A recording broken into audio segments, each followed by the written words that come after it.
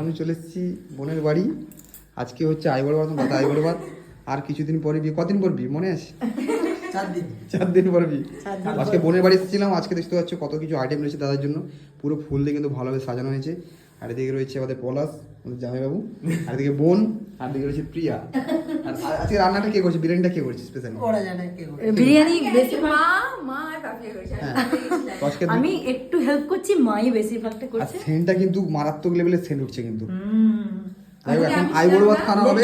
দাদার কিছুদিন পর বিয়ে, নতুন ভিডিও কিন্তু আসবে, খুবই মজা হবে। আজকে এবারে কিন্তু আমাদের গেস্ট হাউসে প্রতিবারে বিয়ে হয়, এবারে কিন্তু বাড়িতে বিয়ে বাড়ি মানে বিয়ে হবে।